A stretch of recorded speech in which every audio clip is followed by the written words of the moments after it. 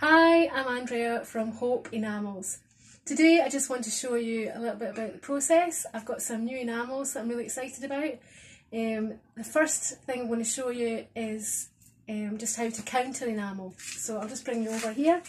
So as you can see, I've got these jewellery blanks that they're called. So they're from Impress Art and they're quite expensive, but I find that they're really good. They're a really good thickness. They're about 1 mil thick and they're really good to work with. So the first thing I've done, I'm not going to do it on this video because it's really loud and annoying. But the first thing I've done is I've just gently domed it. As you can see here, I've just put a gentle dome, and that you do with this block. It's called a dapping block. So the dapping block comes with various surfaces where you can put your piece, and then you use this this part here just goes on top, and you just literally bang it with a hammer. So you have to be quite gentle, and you have to go round just gently as you're doing it, just like that. Every time you hit, you just go round, because if you just keep banging in the middle, then it will just concave round and it just won't look as nice. So you can get ones with deeper little channels, but I quite like it gently domed because it suits the enamel easier. So once you've domed your piece, then you need to get, I've got another piece, just back in a wee second, I've got another piece up here.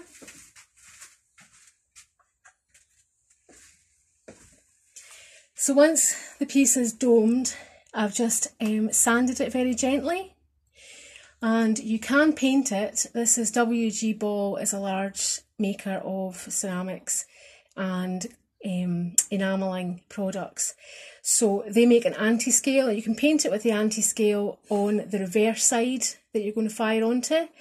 But to be honest, sometimes I use it and sometimes I find it just as easy just to sand it back off the fire scale. So I'm just going to put the piece down here, and this is just a little stand, just helps it. And I'm going to put on my enamel.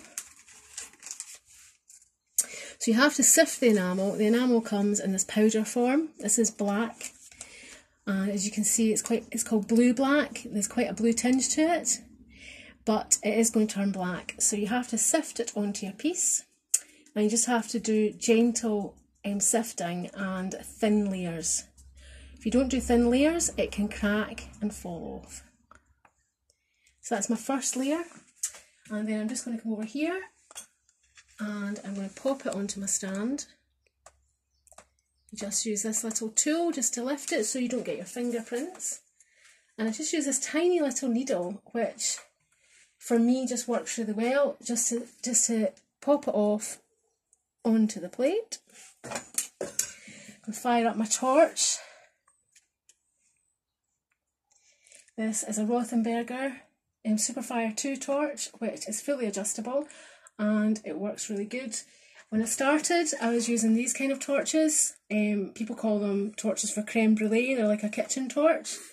You just fire it up, but I found that the power wasn't very good. So although it works to some extent, and you can buy more expensive ones, I've got two here. I use that one quite a lot to start with, Kitchen Craft, and that one was quite good, but this is really good. It fires your piece really fast, which you're actually wanting because you don't want to be firing and firing at a low level. So there's a few safety features. So you just pop it on. So I put my gas on at the actual gas bottle. It just connects to a gas bottle. This is called MAP gas. So I've got that just hanging safely out the way, and using the cord. You can attach it straight to the bottle, but I find that once it's attached to the bottle, it's quite heavy to hold. So I quite like just having this cord, and that it's quite soft because it's solid steel. It's quite heavy anyway, so that's enough for me. So I just want to switch it on and fire it, pop it down.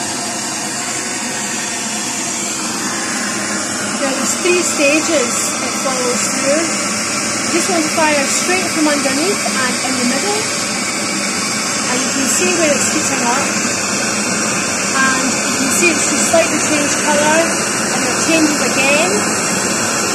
This is called the orange peel stage, and then it just goes to full gloss and then just stop. So the first stage is called burnt sugar.